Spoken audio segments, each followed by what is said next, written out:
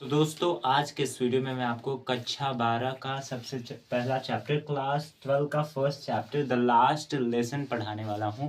इससे पहले अगर आपने मेरे वीडियो को लाइक नहीं किया है तो प्लीज़ लाइक कर लीजिए। अगर आपको और भी इंडिगो माय मॉम बहुत सारे चैप्टर्स हैं, अगर सभी चैप्टर्स चाहिए तो प्लीज़ मुझे कमेंट करिए। और हाँ, अगर आपको ग्रामर पढ़ना है तो प्लीज़ मुझे मैंने बहुत सारे ग्रामर के वीडियो नरेशन एक्टिव पैसिव की वीडियोस डाली हैं, प्लीज़ उसे देखिए। तो चलिए शुरू करते हैं।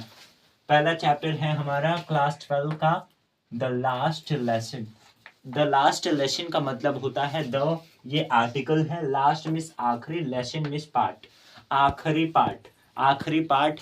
पहला चैप्टर है हमारे क्लास 12 का फियर ऑफ फ्रांस।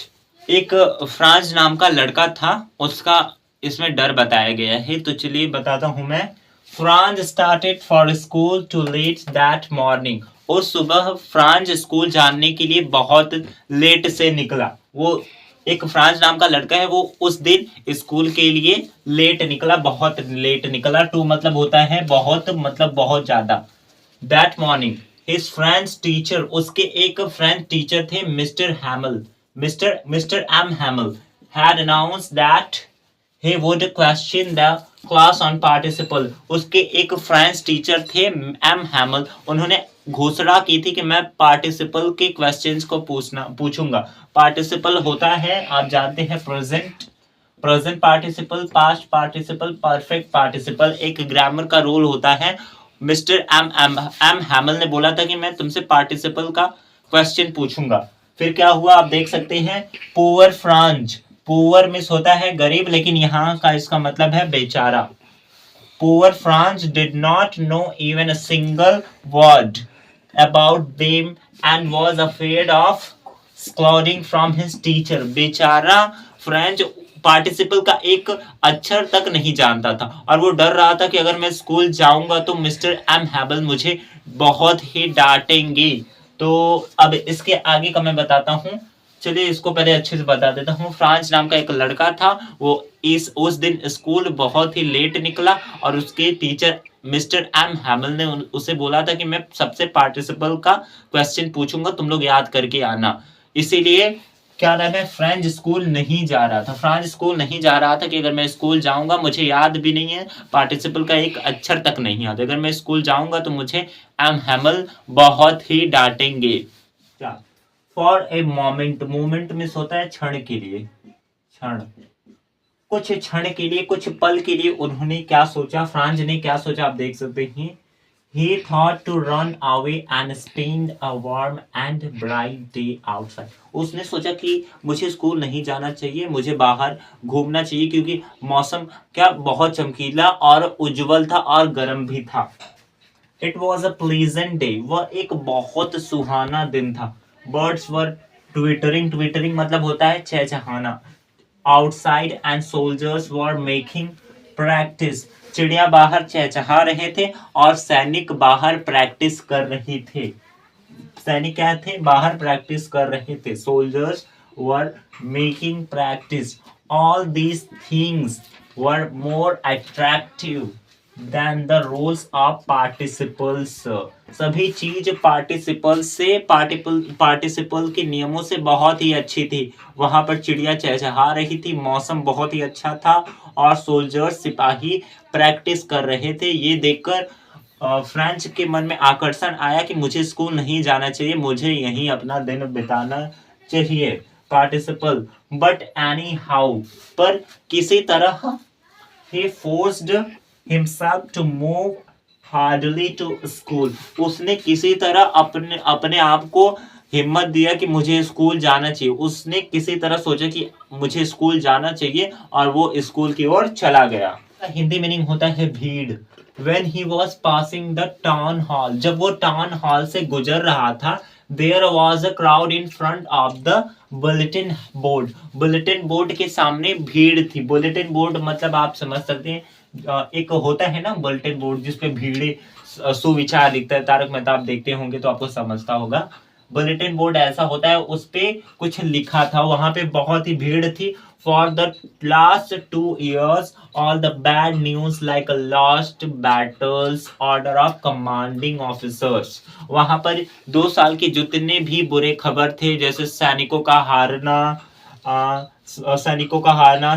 का कमांड करना, were all coming from that notice. सभी चीज नोटिस बोर्ड से आ रहे थे, जितने भी बुरे काम हुए थे सब उस नोटिस पे लिखा था. He thought without stopping. वो बिना रुके सोचने लगा. What could be the matter? आखिर मामला क्या हो सकता है? ब्लैक स्मिथ सजेशन, लोहार का सुझाव. ब्लैक स्मिथ मतलब होता है लोहार, याद रखिएगा. कुछ कुछ आप वर्ड्स को भी रेडी रखिए, क्योंकि आपके एग्जामिनेशन में भी पूछ सकता है. The black Smith who had read the bulletin board. Black Smith लोहार जो बुलेटिन बोर्ड, जैसा कि मैंने बताया था ऐसे होता है, जिसने उसे पढ़ा था. एक लोहार था, उसने बुलेटिन बोर्ड को पढ़ा था. Franz not to hurry, there was a plenty of time. Blacksmith ने फ्रेंच से कहा कि तुम्हें इतनी जल्दबाजी नहीं करनी चाहिए, अभी बहुत समय है. लेकिन फ्रेंच नहीं रुका और वो चलने लगा, और वो सोच रहा था कि ब्लैक स्मिथ उसके मजे ले रहा है. He thought the blacksmith was poking fun of him. फिर वो सोचने लगा, फ्रांज सोचने लगा कि लोहार मुझसे मजाक कर रहा था. एक लोहार था, उसने बुलेटिन बोर्ड को पढ़ा था, और जैसे ही फ्रांज उसको देख के जा रहा था बुलेटिन बोर्ड को, और बोला था कि तुम अभी रुक जाओ, अभी इतना भी लेट नहीं हो रहा है, क्योंकि बुलेटिन बोर्ड को फ्रांज पढ़ते हुए जा रहा था. तो ब्लैक स्मिथ यानी कि लोहार ने बोला कि तुम अभी रुक सकते हो, इतना भी लेट नहीं हो रहा है. स्ट्रेंज क्वाइटनेस, इसका मतलब होता है अजीब शांति. when French read the school, जब फ्रेंच अपने स्कूल में पहुंचा, जैसा कि आप जानते हैं कि वो बहुत ही लेट था स्कूल के लिए. उस दिन वो बहुत ही लेट स्कूल में पहुंचा. जब वो अपने स्कूल में पहुंचा, he was too surprised to find that everything was quiet.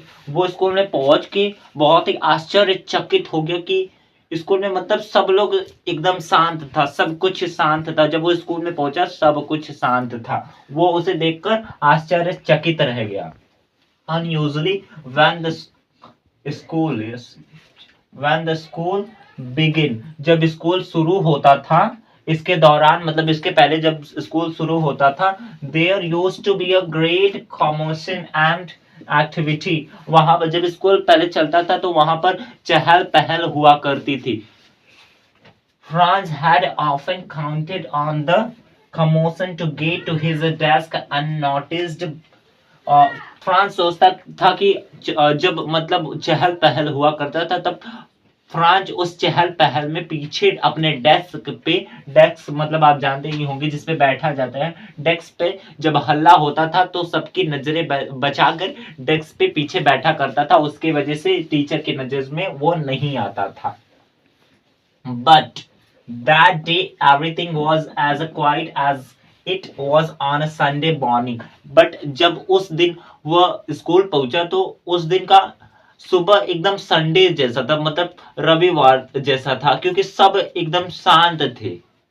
Ryan noticed that all of his classmates already in their seat, and M. Hamel was walking up and down with his iron ruler under his arm.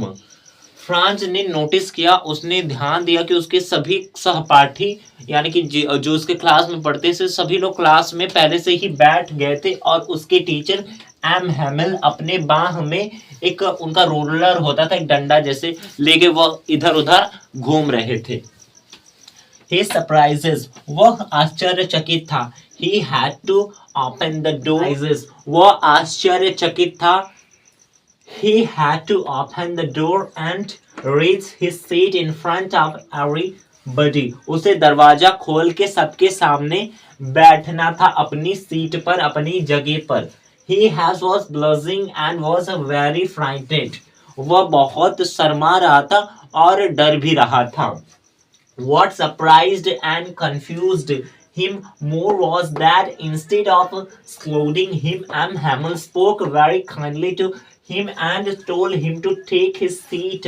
वो इस बात से उलझन में था कि M हैमिल हमेशा डांटा करते थे और आज डांटने के बजाय वो मुझसे प्यार से बात करके मुझे अपने सीट की तरफ बैठने को कहा।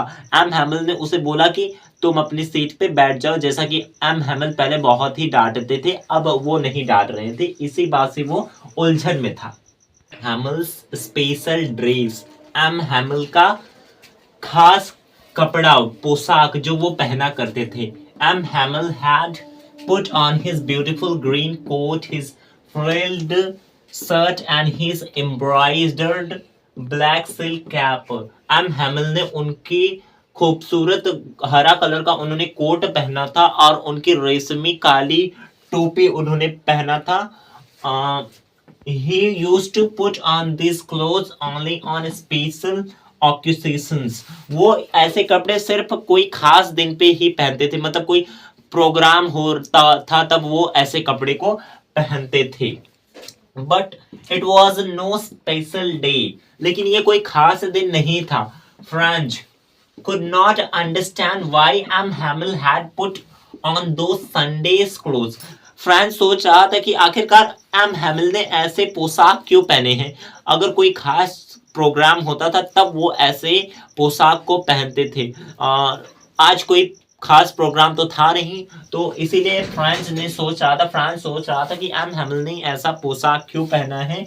और हैमिल हैड पुट ऑन दो संडे क्लोथ्स, और वो तो ऐसे कपड़े संडे को पहना करते थे क्योंकि संडे को प्रोग्राम होता था। अगर मैं ऐसे लिख के पढ़ाऊंगा तो मुझे बहुत ही टाइम लग जाएगा, इसके लिए मैंने ये एक क्वेश्चन बैंक होता है, इसमें से मैं आपको पढ़ा रहा हूँ। तो चलिए शुरू करते हैं। Another surprise. There was still another surprise in the classroom for Franz. There was a village pupil on the back bench that had always been empty. The former mayor and the former postmaster, old Hauser with his triangular cap, and some other village people occupied those back benches. France ने देखा जो उसके लिए दूसरी आश्चर्यचकित ये बात थी कि उसके गांव के कुछ लोग आए थे और जो पीछे वाला ब्रेंच खाली रहता था वहां पर कुछ बूढ़े व्यक्ति बैठे थे और उन्होंने अपने सर पे टोपी लगाया था, वो त्रिकोणमिति जैसा टोपी था। मिस्टर एम हैमिल एक अपनी कुर्सी पर चढ़े और उन्होंने बताया कि सबसे पहले तो उन्होंने विनम्रता पूर्वक सभी बच्चों को बताया कि बर्लिन से एक ऑर्डर आया है, बर्लिन एक देश का नाम था, वहां से एक ऑर्डर आया है कि अब से फ्रेंच नहीं पढ़ाया जाएगा, उसके बजाय जर्मन पढ़ाया जाएगा। तो दोस्तों द लास्ट लेसन का ये पार्ट 1 है और कुछ प्रॉब्लम होने की वजह से ये वीडियो पूरी नहीं बन पाई है, और ये वीडियो आपको इसका पार्ट 2 अगले वीडियो में मिलेगा अगर आप कमेंट करेंगे। अगर आप इसका पार्ट 2 चाहिए तो प्लीज़ कमेंट करिए, और हाँ प्लीज़ मेरे चैनल को सब्सक्राइब करिए, बेल के आइकन को प्रेस करिए, वीडियो को लाइक करिए। Thanks for watching this video.